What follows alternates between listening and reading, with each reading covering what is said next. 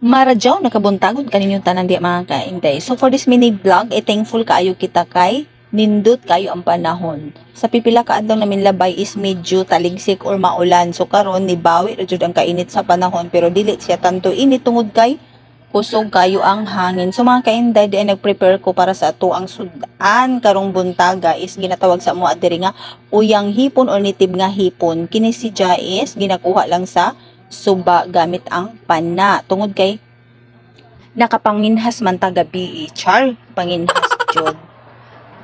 So kining ato mga ingredients mga kainday is kinira jud ang ato ang available madali dalis pa sa panahon na atay lutoon nga sudan ginatawag nga ahos, mumbay at sal, luy, og siyempre pag magluto ta nga sudan nagikan sa suba is ang sekreto jud lami ug muwaya ang langsa ug dunay kahumot is ginatawag diri nga duyaw. So ato si butangan na duyaw para humot ug lami ang ato ang niluto nga sudan. Di ay kini ato luto na sudan is ginatawag na ginataang uyang. So mao na nato mga ingredients ug siyempre ang pinakasekreto nato na ingredients dili jud mawaya is lubi or ginataang uyang ug siyempre butangan jud nato gamay og paminta, asin, bitsin. So kana nagprepare nako sa ako ang gata. So ato na siya kumot-kumoton susama pagkumot nimo sa ako ang dughan. O di ba sakit?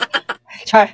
So mao na ato siya kumot-kumoton pag-ayo aron makakuha ta og gata para sa ato ang ginataang uyang. So kana di ay tuol mga kainday is piso jud kaayo kana siya kay gamay ra nato gibutang na tubig para sa ato first na gata. So kung makita ninyo mga kainday is gamay ra jud siya karadyaw is 1/4 ra sa baso ato ang gata. So after ana pag-prepare nato sa ato ang primerong gata is mag-prepare na pud para sa ato ang second nga gata. Kana siya is medyo lapsaw-lapsaw na jud siya kay mao man ato primero ibutang sa ato ang ginataang uyang. So ato na siya butangan og 2 ka baso or 1 ka baso nga tubig. Kaya tungod kay gamay raman na nato ang kanang 1 kilo raman ni atong lutuon na uyang. So mga kainday gibutang nato ay dito nato ang ako ang mga ingredients is butangan nako ang second nga gata. So last na kadtong grabe ka espiso na formero nga gata.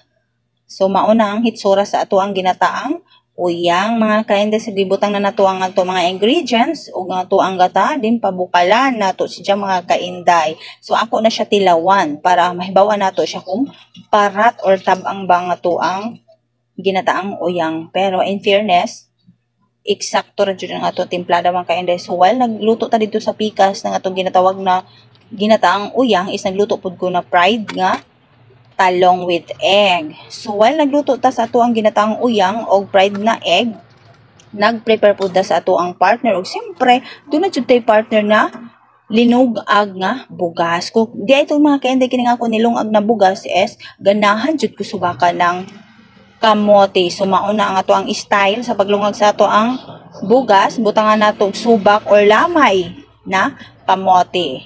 So mauna gisabay-sabay na ako pagluto mga kainday nga to ang talong with egg, ting ginataan na uyang or hipon, di naglungag buta sa pikas na kanon with subak na kamote. So kana nagdungan na jud na sila luto mga kainday. So ato na siya kaunon kun sa kalami. So sama kalami sa imo pagbati. Char. So mga kainday super ting lami jud kayo kay presko o lagko jud nga to ang mga uyang mga kainday. So God bless everyone. Thank you for watching.